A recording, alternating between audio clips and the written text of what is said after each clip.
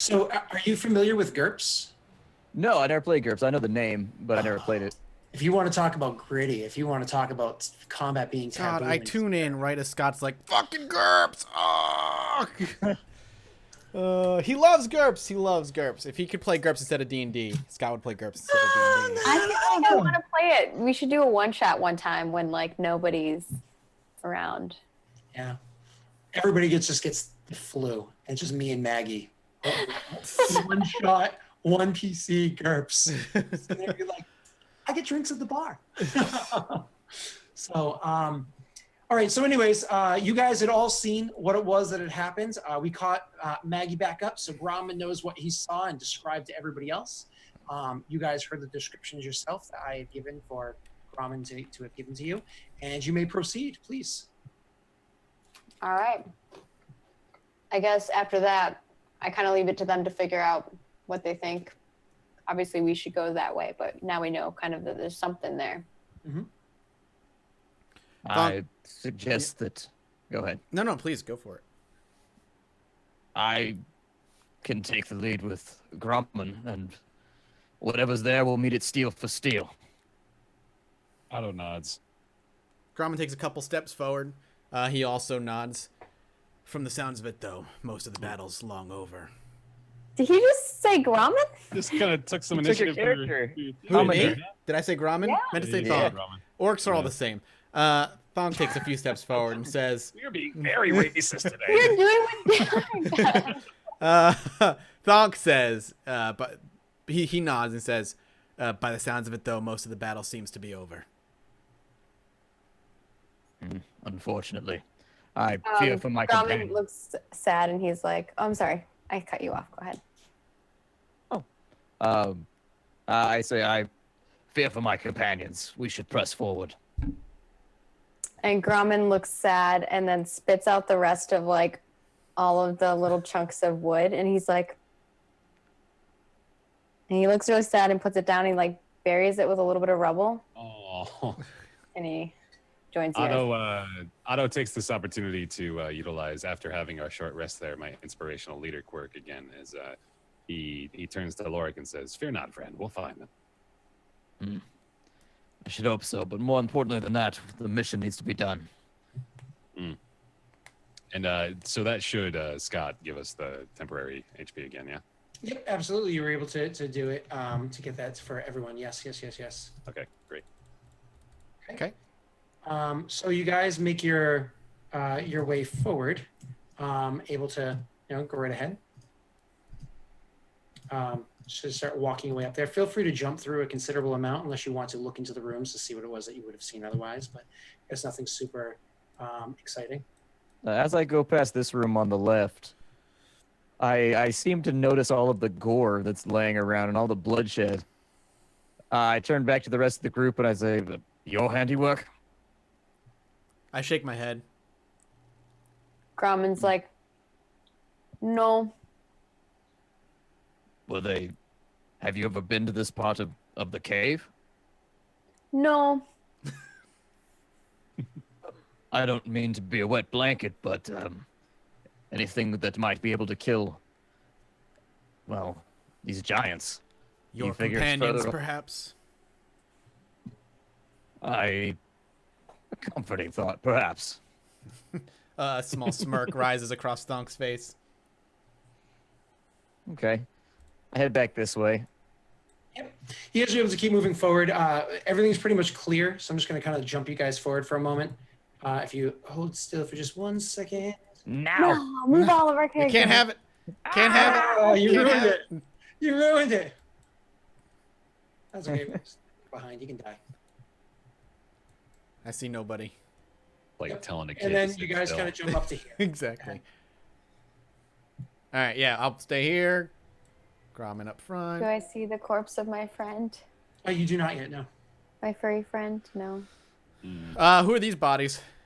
So these are medium-sized bodies of warriors that were around the town. Remember, the town had sent a couple adventuring parties as well as each one of the towns that were nearby that would have been affected by the attack sent over some city guard, and if they could, hired a small adventuring party to join into the group. So it was by no means just your two parties that were attacking. It was a considerable number of people attacking this place at once. However, they kind of did not really catch anybody off guard, and so they've been getting battered back and slaughtered for a while now. Noted. I'm not gonna say shit though, so All right. Does that mean we press on? keep You going. guys can move up. Once you get to the beginning of the next room, you can just stop right there, and I will get to describing my next part. I'm gonna stop and start going through the bodies that are here, just sort of seeing if there's any identifying features or anything like that. Nobody that you recognize, or if it is somebody you recognize, they're like a city guardsman from Bryn Shander, which nobody really worth noting to you. Okay. Okay. So as you continue moving forward, and you can stop right there for a second. Once you get there, that is one guard that you do happen to notice is from Bryn Shander, and so I don't know if you just like kind of make a note because he does seem recognizable to you. Okay. Would you say anything, or kind of keep it to yourself? Keep it to myself because I can't guarantee that they'd know who they are anyways, and so it's just kind of a personal note. No problem. no, is it the redheaded one? So as you guys are walking forward and making your look, sadly, Gromit and Otto do not have a very good passive perception. However, Thonks is very good, and he does happen to notice exactly who this guy is right here. Okay. And he knows that is the red-headed man from before that is Otto's best friend. Oh, okay. Actually, if I do notice that, and I notice that Gromit and Otto don't tend to pay notice, I will put a hand on Otto's shoulder and more point, not going to say it, but like, take a closer look, friend. Can you reach my back? Or is Otto? Oh, Otto's not in my backpack right now. I'm out walking, because I had Yeah. to stab them in the beak. Yeah, and you did a leaping attack. But I gesture for you to take a closer look. And that I begin to your prayers have been answered. I begin to walk up closer to the corpse, and I identify the face, and a smile creeps on my face, and then sort of quickly dissipates too, as I feel the conflicting feelings of smug satisfaction and disappointment that I do not get to to torment this man further. No. I catch the glimpse of the smile on you, and as I look down at you, I give you like a reaffirming nod, and then I'll remove my hand and take like a heavy step forward, like to keep progressing on. Okay. And for Splatter, just so you know, like basically Otto and this guard have had a thing for a while, since the first time we came to that town. Well, my character flaw is whenever I am insulted, I hold that grudge forever, and this man was not on my good side. Okay. As we start stepping over bodies and whatnot, I pull my shield back out so that I've got a torch in one hand, my shield in the other. And now that my holy symbol is out, you just hear me silently whispering like last rites and prayers as we walk through like the remains of the town guard and basically people on our side. And quite the opposite. Thonk pays no heed and will, not purposely, but not stop himself from stepping on body parts, fingers, whatever's in his way, and just kind of just pushes forward. Wow. You have two incredibly opposite holy people together right now, Scott. I'm just saying. That's true. Great. Like Grumsh like worships this kind of stuff. He's like really, really into just like dead bodies everywhere because they were too weak to keep living and all that, right? Yeah, correct. So you guys can keep pushing on? Yes. Well, he sees it as like they sacrificed themselves. They like lived their full life. Like the best way to die is in combat, dying, you know, for your people. And they weren't strong enough to live, so. Hold on 1 second. I'll let everybody move up, and then I'll keep describing. Okay. I see a raccoon. Yeah. So pinned to the wall by a large-sized spear, directly opposite of 1 second. So pinned to the wall by a large-sized spear, obviously thrown from Sir Lurik's right-hand side. There is a raccoon just smeared with blood dripping down the spear and off the tip of it, but you can't really see where it came from because it's too dark for him to see that distance as of right now. I stop and I stiffen when I see that, and looking to the right into the darkness, I can't see, but like I know the origin of the spear was from that direction somewhere. I kind of crush against the wall right here, start peeking around. Absolutely. So you peek over to the best of your ability, but you still can't really see anything. We lost Grommen. Hang on, let's bring Grommen up. Maggie, can you still control Grommen? Yeah. Oh, okay. But I thought you were moving everybody. Oh no, I stopped doing that. But no, my apologies. So, anyways, so you trying to look over there. Sadly, you were not able to see what it is with the light that's there for you. However, Grommen and Thonk, to a much smaller degree, can see that there is in fact a hallway over that way, leaving this room. Grommen needs revenge for his raccoon bros. Grommen was watching as this new person, who he keeps calling Lyric, has been doing all these prayers to the dead people. And Grommen says, what was one of your prayers, like your quick prayers that you said to one of the people? Oh, it's just like commending souls to the Great Watcher and all that kind of stuff. Grommen doesn't know what any of that means other than Watcher, but he says some parting words for the poor raccoon in raccoon. So you just hear him chittering quietly, and he's going to go this way. Okay. So you, as I said, you can see that pathway, that hallway is becoming very apparent. You can definitely see it there. And everybody's kind of moving up a little bit. I'm following Grommen. I'm staying a few steps back, but yeah. I'm going to get to this Grommen's corner, and I'm going to throw the torch around the corner. Absolutely. Okay, I was going to say, Grommen's spear come from this way. So as you throw that torch around the corner, and give me a second, I'm going to do the full manipulation of that right now. As you throw that torch around the corner, there is a large-sized creature in front of you, which I will describe in a moment. That large-sized creature in front of you actually raises one of its hands, and there is like a bit of a purple flame that appears in its hands, and then crushes the flame inside its hand, and its whole body starts to give off this little purple aura, which you can actually see right there in front of you. So it gives off this little purple aura and is glowing, so everybody can actually see it. Changing your sight and tossing that torch in, you're actually able to toss it into about here. So once again, everybody can see the light of that torch because of you're throwing it in there. But also that creature before you was giving off its own purple luminance, that you can see. So peeking around, you see that, it holds up the flame, and now there's this whole purple aura around the thing. To describe it, what you're seeing as you peek around the corner is another Verbeeg just standing there wearing hide armor. It has slung over one of its shoulders a very large size great axe, well beyond the wielding of any of you guys would be able to do. And in its other hand, now that it's crushed the flame, in its other hand you see it pulling out a tome or a book inside its other hand. It looks at you with this sinister look, and then a little smile starting to come across its face, and it starts to chant an unholy chant as it does so. Now, everybody roll initiative because it did not catch you off guard. Oh, I already rolled initiative. I need revenge for my raccoon bros. Also, this is my second raccoon bro that died. Oh, damn. And do I recognize this guy? You do in fact recognize this guy. Looking at him Grommen can't see him right now, but when you step up and do see him, Grommen, this is the guy that you had seen out the back door of the cave entrance when you had been doing your scouting, however many weeks ago that was. So setting up initiative in order, it is actually Otto first. Now, Otto, you can't see a ton from where you are, but you can in fact see this guy. Grommen, you can see this guy to a degree enough you would be able to identify him. I believe Thonk is the one that can see the least, but he can still see what's inside there. Okay.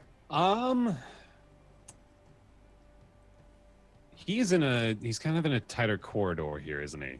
He is. It is about 10 feet wide, depending on where it is, anywhere between 9 to say 12 feet wide the corridor is. Once again, these corridors look like at one point in time they were probably finely worked, but have since crumbled and been damaged. I'm going to use Phantasmal Force, and I am going to attempt to create an illusion in the creature's mind of an acid pool in front of it. So out of seemingly nowhere, I would like to create the illusion for this creature that a pool of acid begins bubbling up from the stone in front of it and basically occupies the entire space directly in front of it, so it doesn't appear as though it can cross this space without, taking some sort of damage. Absolutely. You want to throw that up on the chat? I just need to check Sure, which save yeah. it is. Mm-hmm. Bam. And the save is a failed intelligence save. Thank you very much. So it looks down at this pool of acid that kind of bubbles up and is before it, and it kind of looks at the thing, and it gives kind of like a, huh. Okay. And then I will use a bonus action actually to provide some bardic inspiration to how about to Lorik, actually, because he's already pretty far up there. I shout out to Lorik, it should be distracted. Reminder, Bear, you have one more second level spell left, and next is Grommen's turn. All right. Grommen is angry. I'm almost tempted. No. Okay. I can't go in range. This sucks. But it doesn't matter. Grommen's gonna run and just get in this guy's face. Across what this guy perceives as an acid pool. And I'm gonna attack him in the face.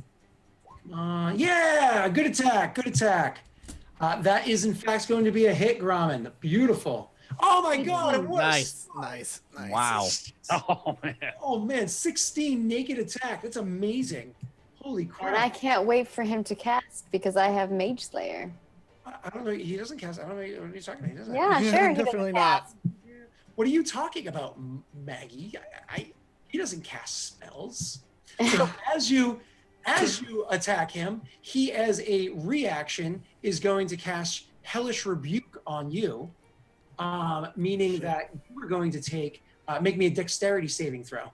Oh, okay. Hopefully I do well on this, but we'll see. I don't have my stuff open, so I'm just gonna roll it. Mm-hmm. And Danger Sense, you have advantage on Dexterity saving throws against effects that you can see, such as traps and spells. Did you roll with advantage, Maggie? No. Roll a second time and take it.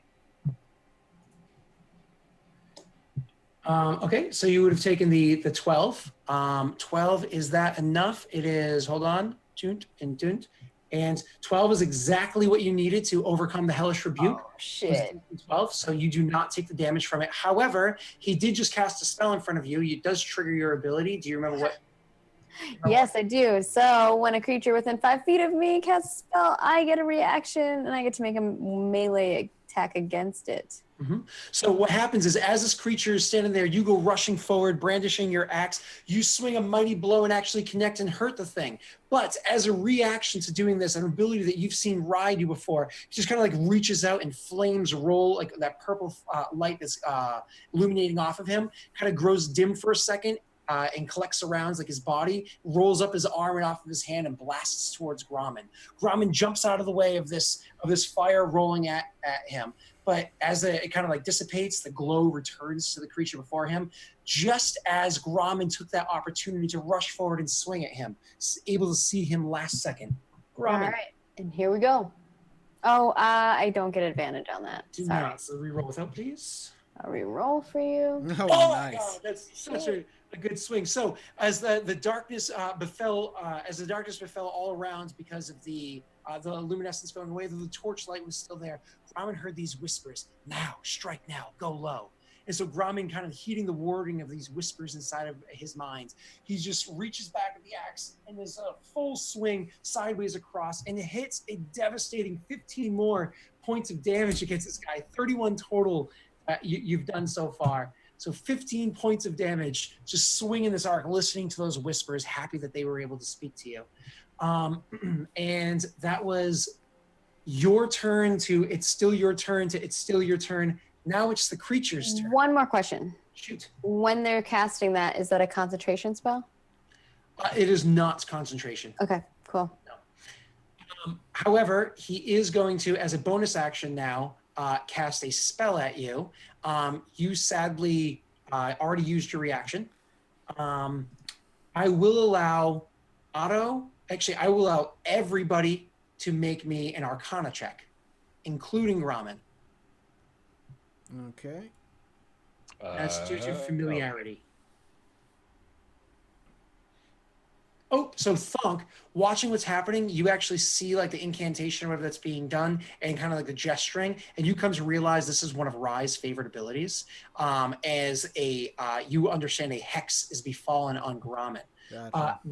That being said, Maggie, I just want you to know that you're going to be rolling your dexterity saves with disadvantage from now on, which means that your dexterity saves are just going to be flat from now on, because your advantage counted by disadvantage, regular dex saves for you. Okay? But because I have Mage Slayer, I have advantage on saving throws against spells cast by creatures within 5 feet of me. Yep. Advantage counted by disadvantage counted by advantage. We have advantage on your dex saving throws against this creature. That was his bonus action. On his actual action, he is going to attack you. And let's see how badly he can hurt you. Here's the attack roll. Bam, and it is a hit. It is definitely a hit against Grommen's 17 AC, and the damage is going to be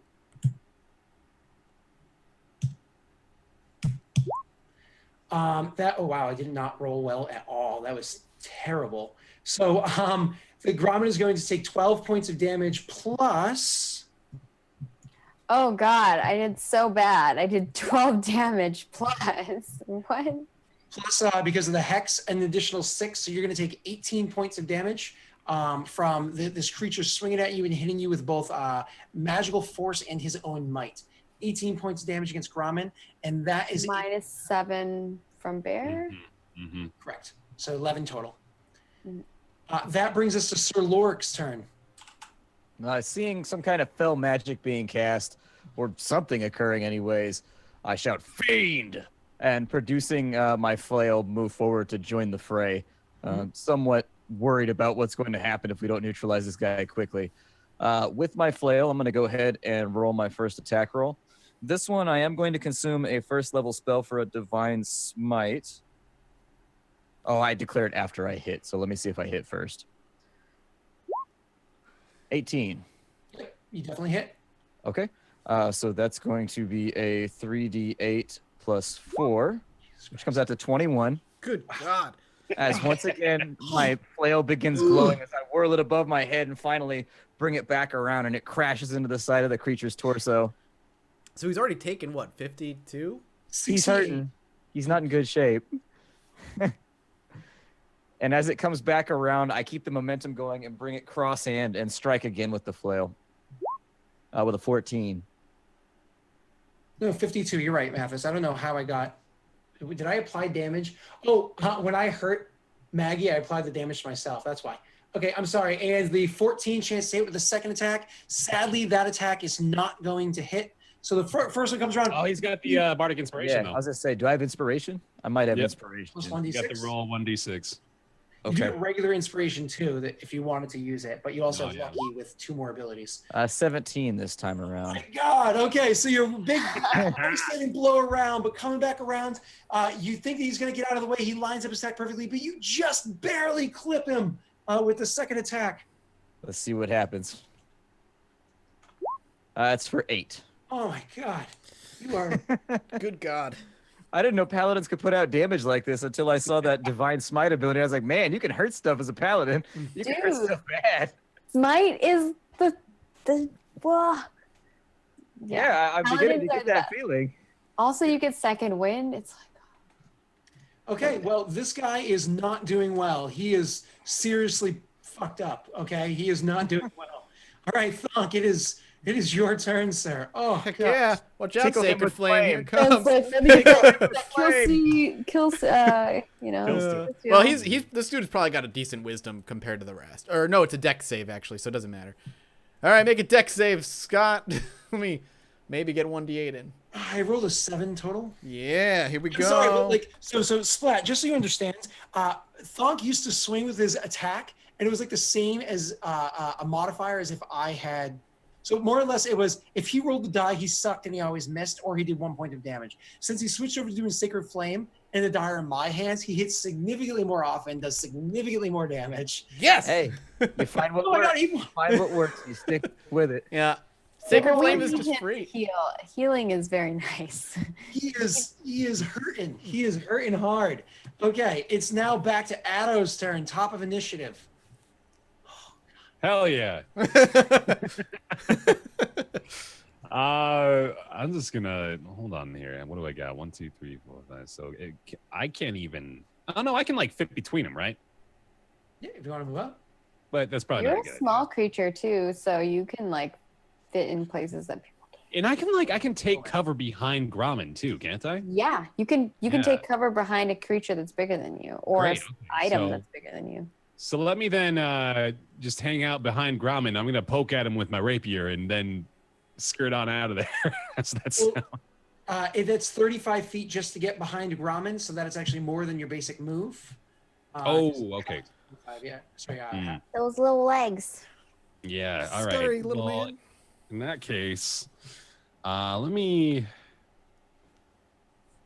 I think You know what That's we need to get you, super Bear? We need to hard, get you a crossbow and just have you like chill in my back. Ah, yeah, crossbow yeah. and that shit. Absolutely. actually I get should to have get out gotten one here. for Quartermaster. Yeah, like a blow dart, just like.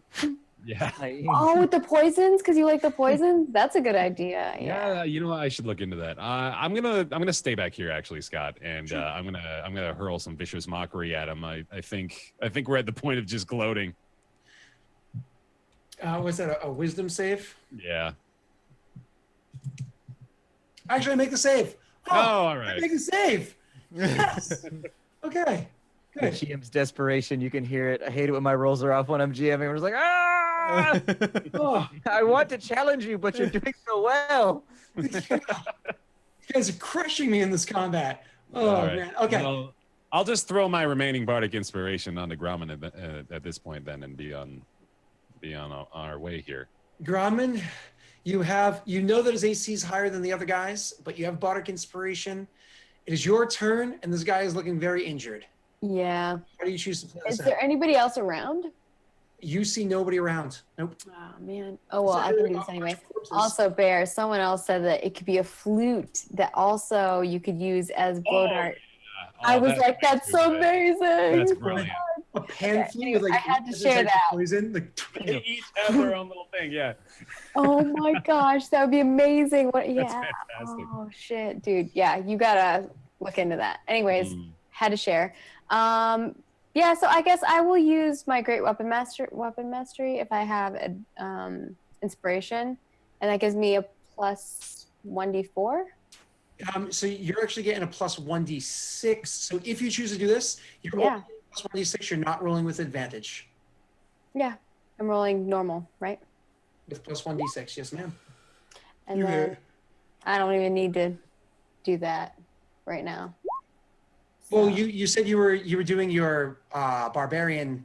You're doing the -5 for the plus 10. you Oh said. yeah, you're right. 1d. So that's actually only a 14 right now. Yeah. Oh, come on! There it is. Oh my God, Really? you're devastating me. Jesus. Oh God. So you're doing 21 points of damage to this guy? No, 20 because it's plus 2. 23. Well, you're not Yeah. raging. Oh no, you're right. I'm not raging. Shit, I have no rage. I need to sleep. Yeah. Yeah. You're right. Still 21. He's Yeah. in like the 70s or 80s. All right, Maggie. Good luck. You ready for this? It's top of initiative, so we got it back. So when you cast that, when you attacked him, he's going to do the same thing, cast his same spell at you, Hellish Rebuke, which causes a dexterity save from you as his reaction. Okay. Dexterity save. Yeah, And and you you have that roll with with advantage. Oh. Oh, I get to roll with advantage. You're right. I keep forgetting that. Good God. Ooh. Oh, from a 3 to a 23. That's like. This has got to be the most crits we've ever had on a session. This Yeah, is crazy. it really has to be.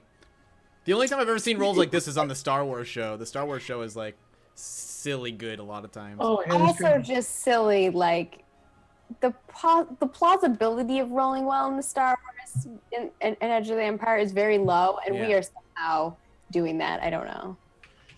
Maggie, you get to make your reaction attack back at him.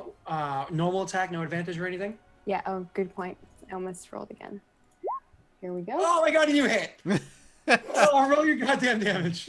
Come on. Oh, Sorry, it's not that no, much. no, guys, do not worry. With the total of, 97 points of damage, don't worry, he had a robust 95 health, but man, I will let you describe your huge 21 point of damage, dodge the fire, 9 more, total of 30 more points of damage. You describe that, go right ahead. You're muted. You're You're muted. Oh shit. I thought she was just Grumman's thinking. like real upset about his raccoon bros. So he goes in, he like slashes this guy across the stomach, and then comes back around. As he's coming back around, because the weight of his axe pulls him that way, he dodges the fireball that was coming this way, and he comes back and he just slashes that guy's head right off. And it goes rolling like Shadow Mordor style slow-mo. plop, just dies completely dead. This clearly was the person that you had seen beforehand, but he just plops dead. He's no. And then Grumman is gonna he's gonna make like this like chittering noise again, like he's talking in raccoon again. You guys know what he's saying. Even though he can't anymore, Grumman thinks he can, so that's all that matters. As the head rolls across the floor, I put my foot on it like a soccer ball and look at Grumman as well struck. Oh, jeez. Grumman looks at you and he's like, "You fight good too." Otto comes running in from the back. That was awesome! That was so great! That was so cool! Oh my god. Okay. He runs up to the Verbeek thing like, you cut his head hope- off! That was I hope amazing." this has given Splat you a real an insight as to how useless a life cleric in this party is. Well, No one ever dies. we have a life cleric, and he's always like nuking people for like 40 health, just like out of like I'll finally get a player who's almost down, and they'll be like unconscious, and it'll just be like, oh, I nuke him back up to full health.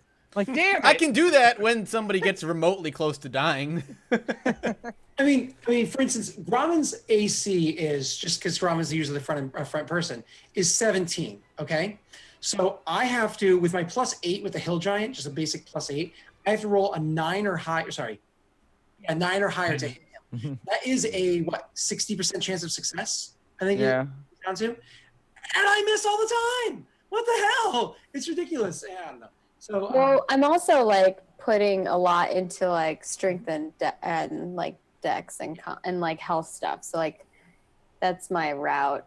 designed to be robust and quick. Because we don't have like a tanky person, so I have to be like tank, and then I'm also trying to be derps. So with derps. With this combat ending, you guys hear that the combat is still coming from over in this direction, and you seem like you are more interested in jumping back into the fray than anything else at the moment. So taking that lead, you guys, however grouping up you choose to do, come back. Oh, you left me, sir.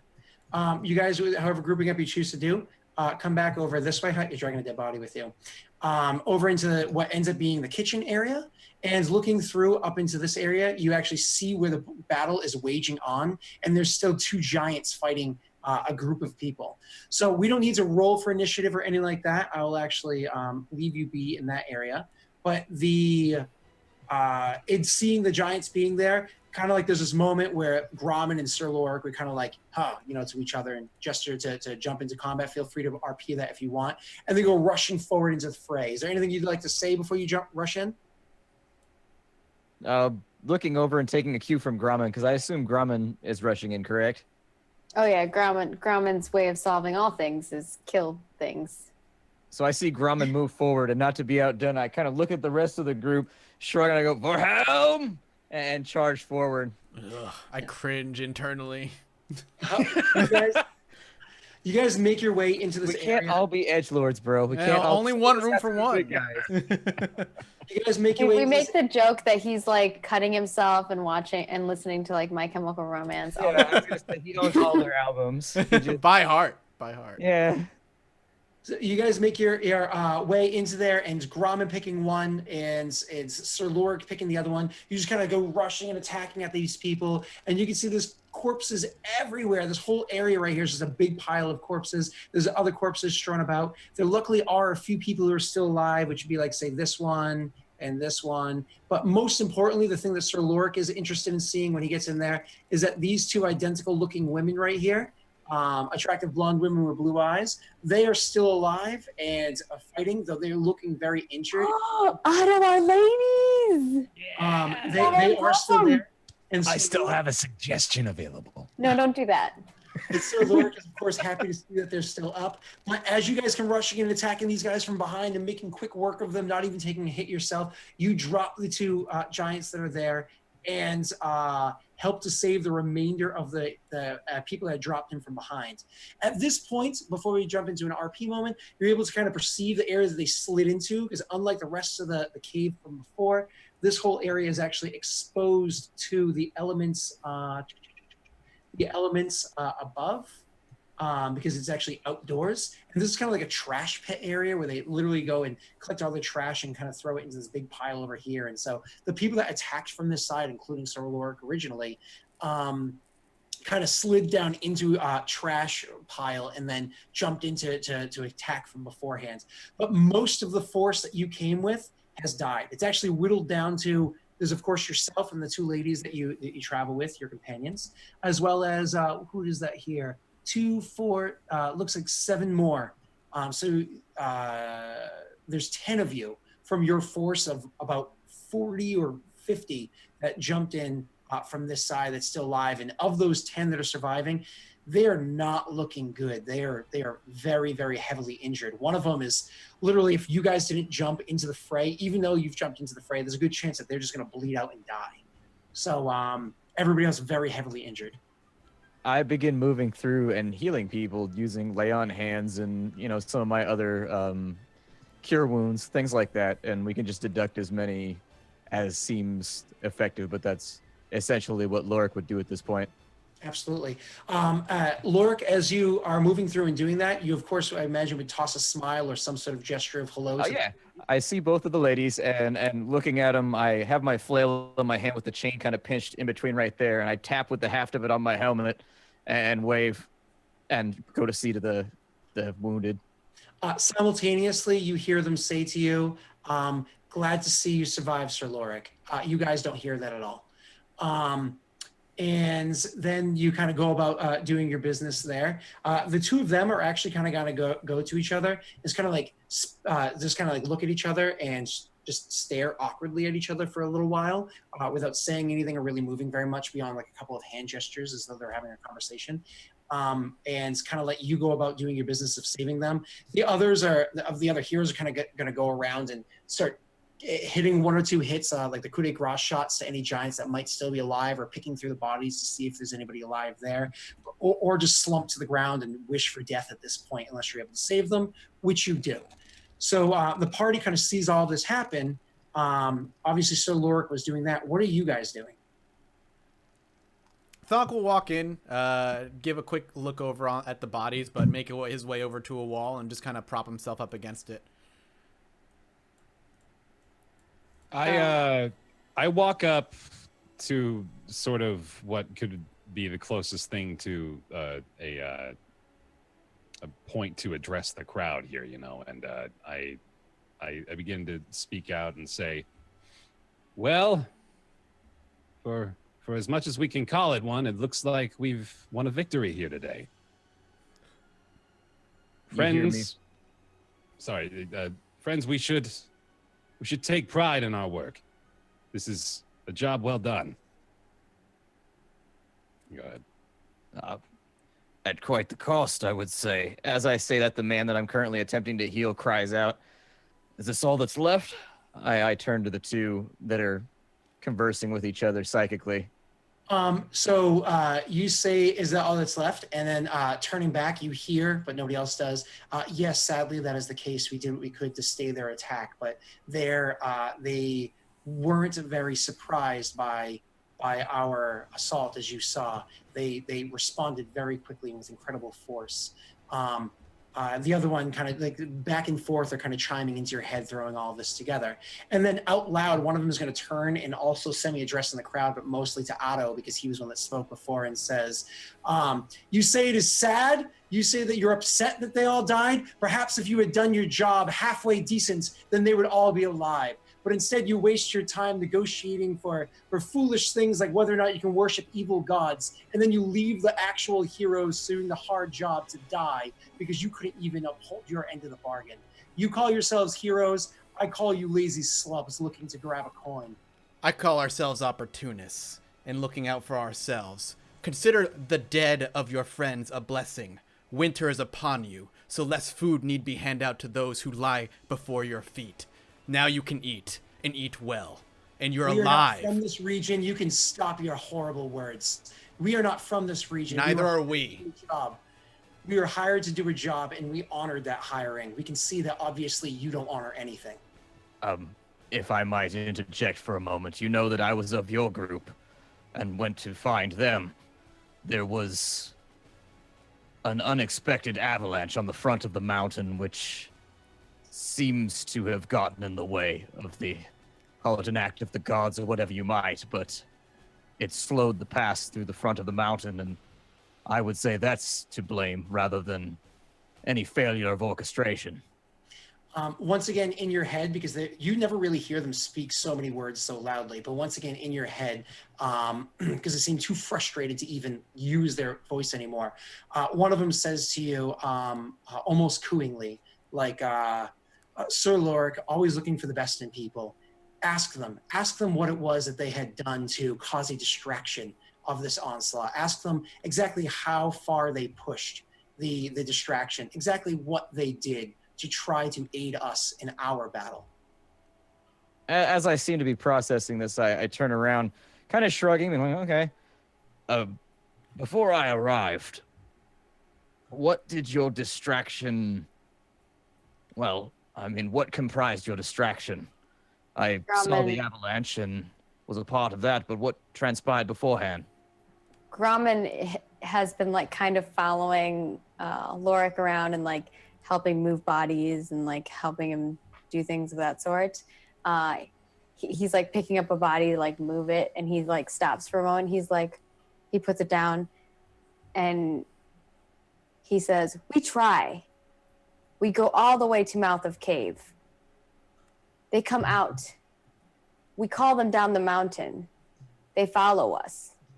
We kill some, but then avalanche, like you say, come. And I save everyone. And now we hear and we come back for you." Otto steps up at this point as well. I'm speaking mostly to the woman that yelled at me, but I'm also kind of addressing the crowd still. Mm-hmm. And then Grommen gets really sad though. But you interject. I understand the toll this has taken on your people, and I am empathetic to that. But we have to call this a victory because we have won today, and we must accept the cost as well, or we all pay it. Grommen says, "Yeah," and he pulls out like another little raccoon, like figurine, and he's like, "Even our friends in nature take sacrifice." And like it starts glowing, and he crushes it and eats it. So with that, one of the sisters, the one that didn't speak before, speaks aloud this time and says, "Yes, today was won. You are correct with that, little man. However, the day was won at the cost of heroes, not at your standing in the mouth of a cave and screaming into it and then fleeing like children. Had we not sent Sir Lorik to be your guide, to be your chaperone..." As she says screaming, I actually just like the cogs begin to turn in my head and I begin to remember. But go ahead. Yep. She says, "Had we not sent Sir Lorik to be your guide, to be your chaperone, we very much doubt you even would have returned to rejoin the fray." I had stopped listening halfway through. I turned quickly to Grommen. Right. Gromman looks at Otto and says, "You say she's safe." I told her to meet us at the cave. We have to go back. Gromman just like puts down another body and just books it to the cave. I'm going to follow him, yeah. Okay. So the two of you are going to kind of go booking out of the cave towards Rye. Does Thonk stay behind for conversation or otherwise? He's gonna murder everyone. It's gonna be bad. Are you kidding me? I can. Oh no, I can't. I could. I don't even know if I could take one of them. I could take maybe the no-name brown shielded like guys, but maybe. Thonk gives it a few minutes a few seconds, and then he'll push himself off the wall and give like a curt nod to the rest of them, and starts walking out towards the mouth of the cave. And so you guys just go walking out of there with the two sisters just giving you guys piercing looks into the back of your head as you're walking away from what they, in their mind, seems to be your shameful act. But obviously they know that you particularly are not very upset by it. So does Sir Lorik choose to chime in at this point at what had transpired, what you had heard transpired? As and then Thonk walking turns away? around, and this sort of happens, I turn to both of the women. If I'm to be used as an excuse, I feel as though I should at least be able to speak for a moment about what I saw. They fought well enough. I am a soldier. And one thing you accept in times like these is that the best laid plans sometimes go awry. I like it. Well, they accorded themselves with valor in the combat that I saw. Unfortunately, I don't think that the giants took the bait quite the way that we expected. Still, aside from the pouty one on the wall, the rest seem to be of good character. I can't even argue. I can be like, hey, hold on. I'm a great man. You don't know that much about me yet. Secretly, I'm a nice guy. I make food for this bunch every Wednesday. So always happy with your positive outlook and things, but generally also deferring to your judgment of people, because you do tend to have a decent judgment of people, if not too forgiving. The two of them kind of, you can feel like a wave of consension to your point on it, at least for the other two, you know, and you can kind of like feel this like wave of emotion as they're just kind of like semi-agreeing with what it was that you had said or the point that you had made. They're not very happy because they literally stood there and watched dozens of people die around them because of what they felt as though was a sad attempt at them, the other characters, to do their job. But they're kind of like coming to the realization maybe they're being a little too harsh because they're emotional at the moment, and you can kind of like feel that coming off. Yeah, it's easy to pass blame at a time like this. I mean, everybody wants to blame somebody when things go wrong. It's only natural. Mm-hmm. Of course. So the two of you are going to go rushing and running and looking for Rye as fast and as hard as you can. However, Thonk, do you immediately leave the cave as well to go following after them, or do you meander about the cave for a while? Well, I'll take my time. I'm meander. Sure. So I'm going to take time to do that, and then just for the sake of what would be interesting for everybody to see, I'm going to cancel that one. We're going to go click here, and we are not going to dynamic lighting. So can everybody see everything? Yes. Yeah. Okay. So that being said, because I mean, there's no like big definitive stuff that can just be seen or whatever. So moving your way around, Thonk, you saw that there's this area here. You can worry about him in a second. Coming down, you can actually see that there's a huge door that's locked and sealed, and seems as though while many attacks were made against the door, seems as though that seal was never opened, and it has never been opened beforehand. So so what is inside? You haven't the slightest clue in the world. What is your passive perception? 18. Okay, it's only an 18. I thought it went up to a 19. Oh, no, yeah, you're right. It went up to a 19 with the ability score increase. Yep. So with that ability score increase going up to 19, heading down around this area over here, one of the things that you do notice is in fact that this was a secret door. Oh boy. And that kind of moving it out of the way and checking down this little path over here, you do see that the that led out to another area that was over on the safe side of the mountain away from where the avalanche had happened. And it would have been like an easier way in without anybody noticing you. But you would have had to be aware of the fact that it's there. Once you open up this door, you do notice that the damage inside there is significantly less obvious than all the damage everywhere else, like less effective whatever it was that hurt these walls before is there. Could you do me a favor and roll for me a actually give me 2 seconds to tell you even what to roll for me, because what would that be? I suppose just an history check. Sure. Sorry, I'm re-screening something that I lost. Okay. History.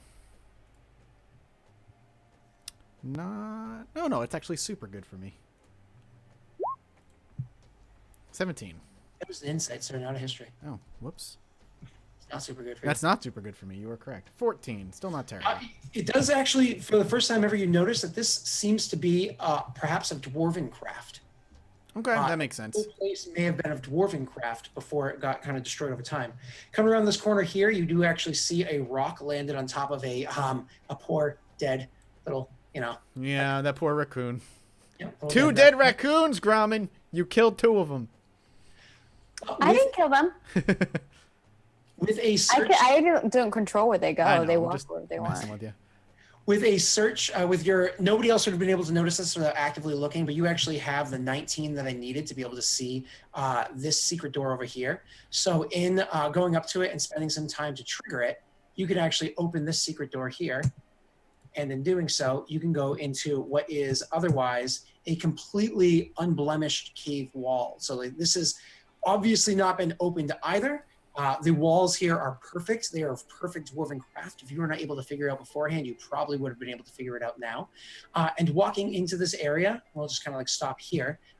Should I throw back on, where are you? Dynamic lighting.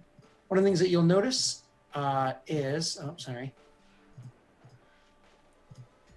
that the that statue on the far side beyond the altar itself is in fact a glowing. It's giving off a glow to it, and while the statue on the far side of the wall is actually holding out in its hands before it a greatsword is sitting inside its hands. So it's kind of like gesturing out to, as though it was giving it to somebody.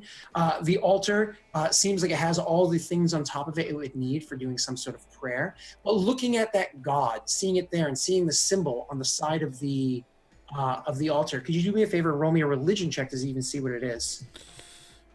Sure. Let's hope it's not a bad roll. I bet it's going to be a super elite weapon, but it's going to be for a god of goodness, and you're going to have a tough moral decision to make. A 10. I hope that's what it is. I You want are to see not- Donk struggle.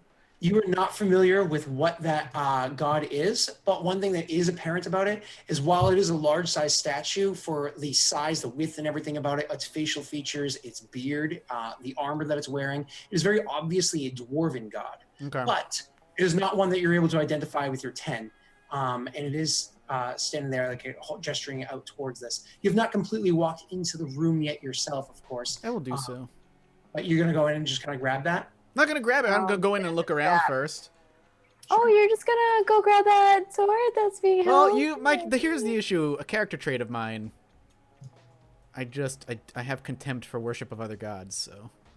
Yeah, he might do a little light desecration. Just a little bit. Some urination, you know. So walking Just around, a tasteful amount of sacrilege is Yeah. all. Yeah, we'll do He it. just vomits all over it. Maggie took it there. So walking around, your passive investigation, because of your observant feat, passive investigation gives you a 16 investigation. So kind of walking in and looking around and just kind of generally looking at stuff. You do see, as I said, stuff that's set there before you for the worship of this god, whatever this god is.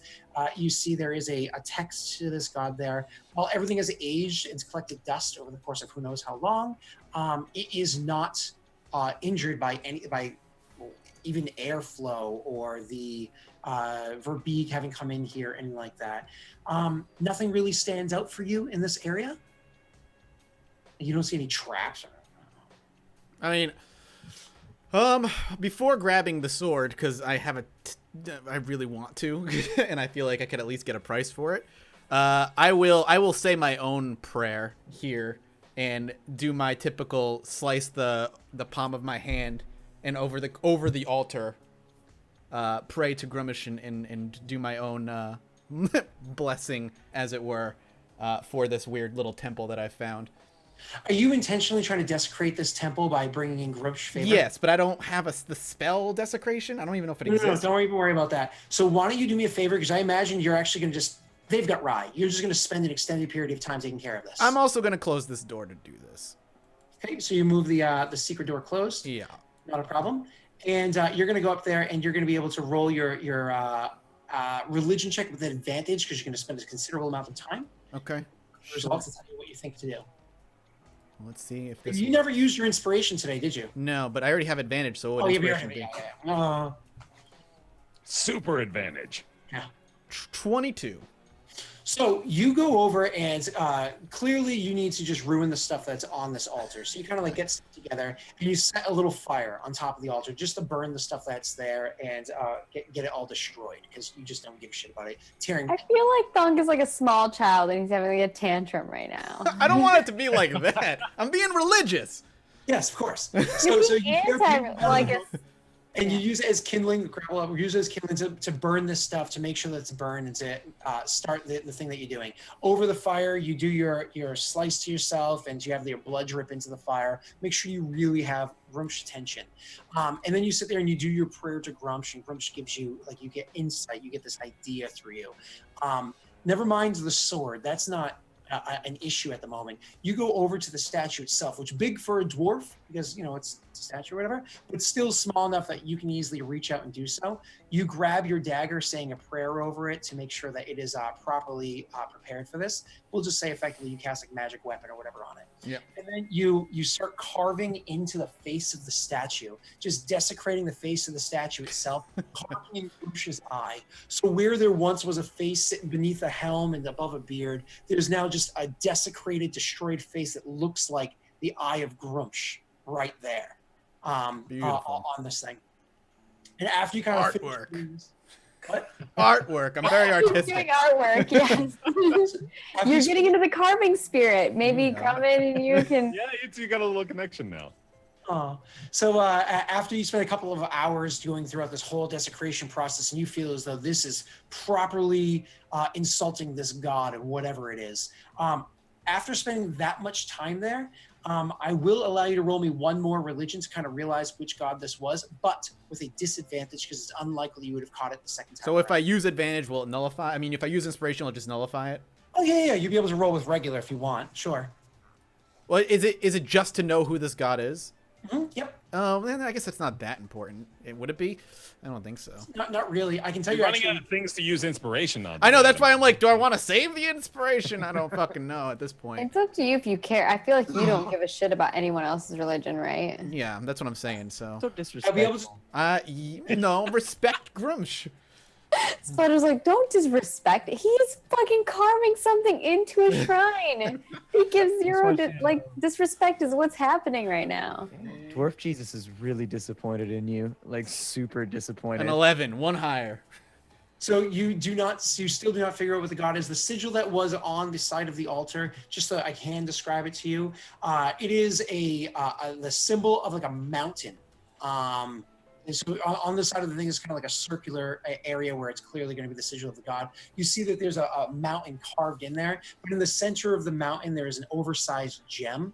By looking at the gem and trying to figure out what it does seem to be like an emerald or something like that. But there is a gem sitting within a mountainous background, and that would be the symbol of the god. However, you aren't able to identify what that is. Okay. You feel as though after a few hours of doing all of this stuff, you properly desecrated this area. Are you good? I'm gonna take the sword. Okay. So you're going to go and grab that sword and One last grab moment of fuck you, take the weapon and remove it Is from this its. gonna be like King Arthur style, where you pull it and you can't? No, I'm just kidding. Well, then I'll just leave it here. Fuck it. Look, it is a great sword that you're able to lift off the thing, and I don't even know. Would you even draw it to look inside at the blade, or would you Well, I just, would see if there's like maybe like inscription or something on the sword. Yep. That So kind you of go the hilt, while being ornate, while being beautiful, the hilt or whatever does not stand out too much. No inscription, sorry, but it is ornate. It is beautiful. As you do lift it up, you do see there are some sigils written on the side. However, you don't speak Dwarven, so you don't know what it says. Doesn't really matter. So you're able to snap it back does. and kind of like throw the thing over your back, grabbing whatever rope or whatever you have to make a makeshift strap to put it onto your back. One thing I did forget to mention as you were walking through this area, the person that you had faced beforehand that never even really got to engage you in any form of conversation because it kind of just opened up with a huge combat. So the person I'm referring to is way up here. One of the things that you did notice as you were walking past them is... Where are you? I don't even remember where you are. There you are.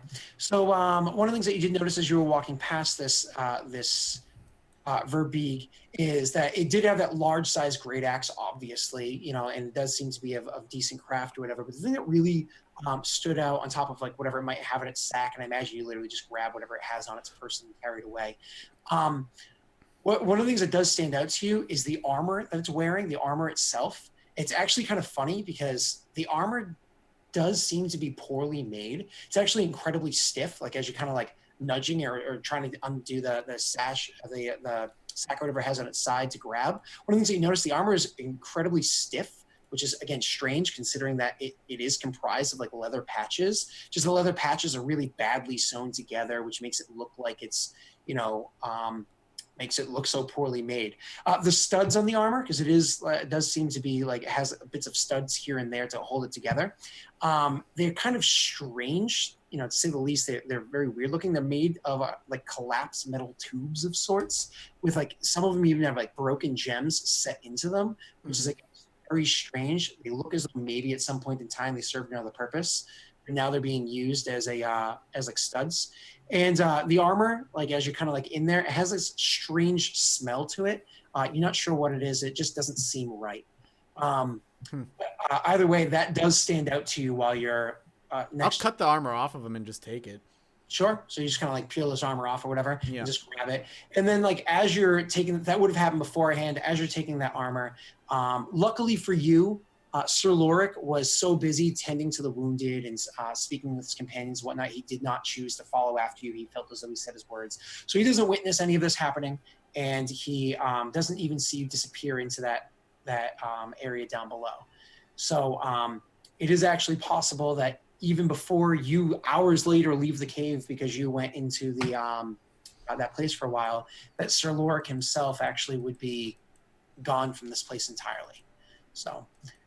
that being said, I imagine Thonk is overburdened with large-sized armor that he can't even really fit into his pack. He's just kind of like holding straps of it, parts of it put into his pack. He left behind the axe. He took this nice-sized greatsword, which again is burdening him. He has this large sack which has who knows what inside of it, and he's just like, "I'm done here. I am actually literally overburdened and moving slowly, and it's not going to be fun getting down the mountain." He starts to travel to join his companions. Makes sense to me. And with that, and what it is that both Gromit and Otto find when they go rushing down the mountainside to meet up with Rai, we will have to find that out next week. I am surprised that this did not end in a way where me and Lorik were fighting to the death.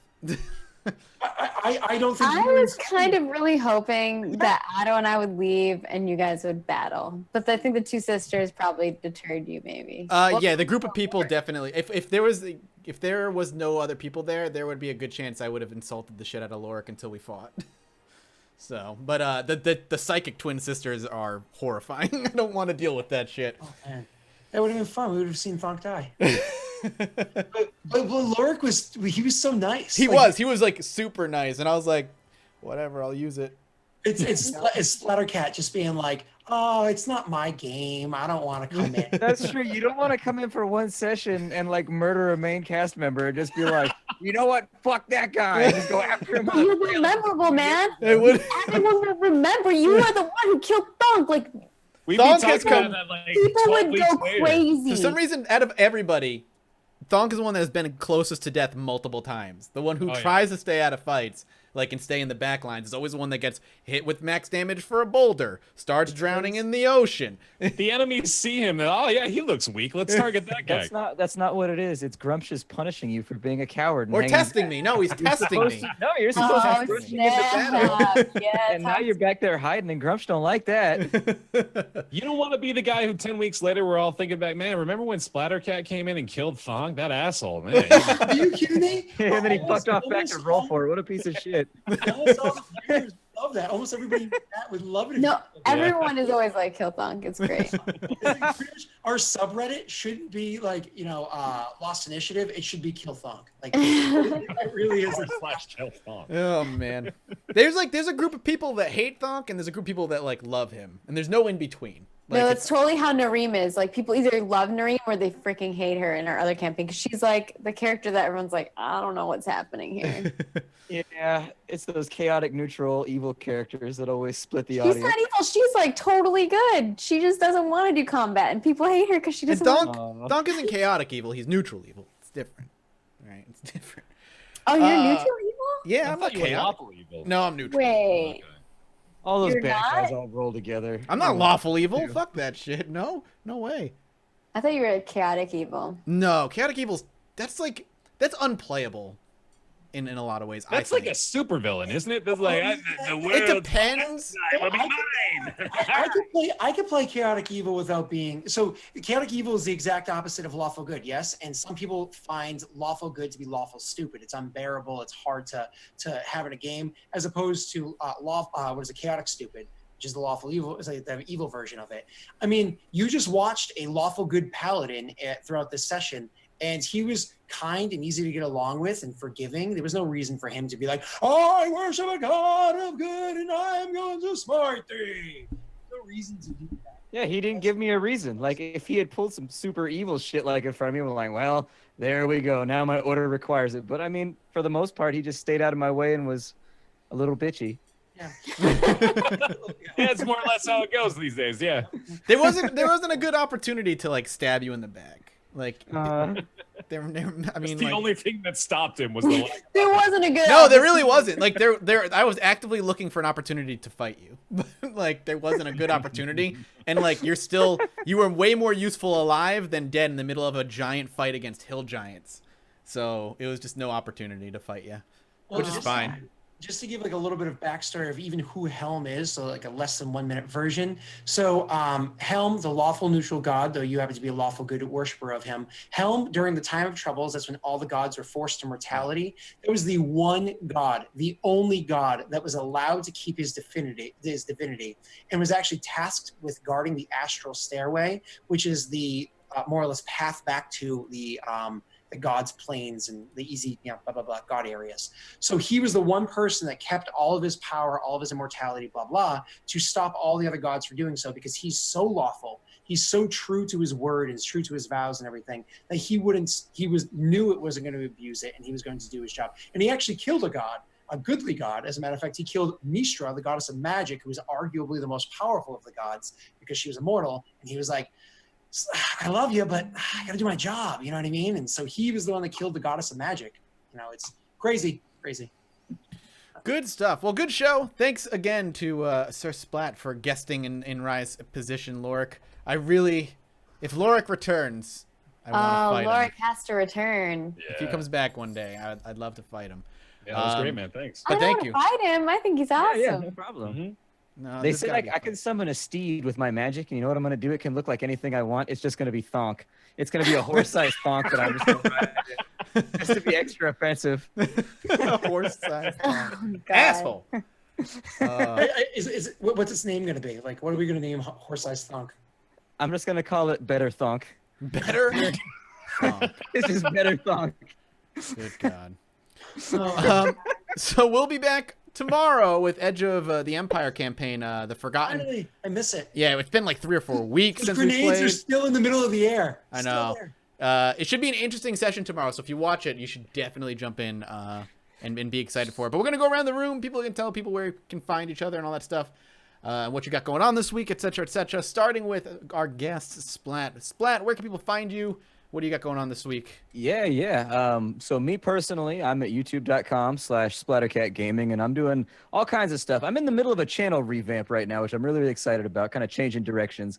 You know how it is. You get bored every couple of years, and you're like, I'm going to change it up and do something new. Mm-hmm. And so that's what I'm doing right now. I'm playing a little bit of this, a little bit of that, mostly indie games, though, all day, every day. But I am part of a group called Roll For It. We play tabletop games on Fridays and Sundays. We play D&D on Fridays, where I'm the GM. And then on Sundays, we play Shadowrun. And so feel free to swing on through and check that out if you're into tabletop gaming. Fantastic. Bear, where can people find you? What you got going on? How are you liking Wildlands, Splat? I'm going to use my promo time to ask him that question. I like it. Viewership seems weird on it. Like, people don't really want to watch it, but at the same time, I think it's a good quality game. Like, normally I'm the first person to roast Ubisoft because they make everything kind of formulaic and the same every time. But I like it. I have fun playing it. I can see definitely how it would be better in co-op, though. Like, playing by yourself, it seems like one of those games that would be a lot more fun in multiplayer. Word. All right. Anyway, sorry. Hi, I'm Bear Taffy. We're going to be doing the Roundtable podcasts, which has been gone for a week as well. That's going to be Friday. We'll be talking all about Zelda. We'll be talking all about PAX East. That's over on twitch.tv/Roundtable Podcast. You can come watch that Friday at 3 o'clock. Sounds good. Maggie, what's going on with you? Hey, you guys should go watch Roundtable. I don't know if it's the last episode, yeah. but I was on that. It was pretty fun. People seem to like it, so I definitely had fun. I could talk about games forever. And I guess thank you, Splatter, for joining us. I really appreciate you filling in for Rye. And you guys can find me at all the things margaretcrone.com, Margaret Crone, and all the places: Twitter, Facebook, YouTube, Twitter, Twitch. I don't know, all the things. I'm going to be playing through more Horizon Zero Dawn, Resident Evil 7. We're still doing that every Tuesday. And I will be here right here, twitch.tv/Lost Show for tomorrow's show. I'm really excited. I can't wait. Yeah, I may have caused the problem, but we'll see what happens. I think there's going to be a lot of fun surprises for the peeps who come. The whole family. It's going to be crazy. Always is. Yeah. Scott, what you got going? I'm just really excited that we're actually playing tomorrow. It's been tomorrow will mark what, 20 days since the last time we played or something like that. Like, yeah, it's been a while. I miss it. I miss I'm curious to see how it's going to play out because I always have an idea and it never goes according to plan. So I'm curious to see how tomorrow plays out. It'll be fun. That's the Star Wars: The Forgotten. As always, you guys can find me on Twitter at Delric. You can see me trolling around the Lost Initiative subreddit. Other than that, But hey, shout out to Splattercat. Thank you so much for jumping in on short notice. That was awesome. And who knows, maybe sometime in the future we will bring back Sir Lorik just to challenge Thonk after he hears of some horrible atrocity that is committed in some region, off yonder. He's like, I know of that man. And I grasps, I will hunt him down to the ends of the world. And just go and chase after Thonk. And maybe when I get some. We saved him. We saved Splatter. We saved his character. We saved Thor. I don't know. You can be my con. I'll just sit on a mountaintop. Oh my god. We have some arena style 1v1 and just watch Thonk get pwned. Yeah, if it goes in a I just can't. The melee, you will hit me and I will go down, and then it'll be the end. I'll be like, Paladins are scary, man. I had no idea they dropped. You were scary, yeah. You were like, I feel like you and Grommen, like if you stayed as part of the party, would be like bros, man. Yeah. I actually be able to pull Grommen out of the swell of evil that Thonk and now Otto are kind of. Yeah, I'm actually teetering that way. Otto's teetering, and I every time something, I just give him just a little nudge. Yeah. I see. There's just these little pins and needles that are going into my back that you're trying to manipulate me with. You gave a wry smile at the corpse of your rival, so that was perfect. Although it was more disappointment, to be honest. That was because you couldn't fuck with them more, which is also perfectly evil. Which is also evil. So it's great. It is revenge based, therefore it is lawful. That is revenge based is lawful. Justice, yes. And whatever you got to tell yourself, my man. Whatever you got to tell yourself. This is why we're called edge of morality, people. Yeah. As for me, I'll be here tomorrow night for Star Wars. You find me all over the place. YouTube.com/JudgeMathisGames and YouTube.com/MathisGames, Twitter.com/MathisGames. You can follow the show on Twitter.com/LostAKnitShow. Like I said, we'll be back tomorrow. Thank you guys so much for watching, and we'll see you then. Bye-bye.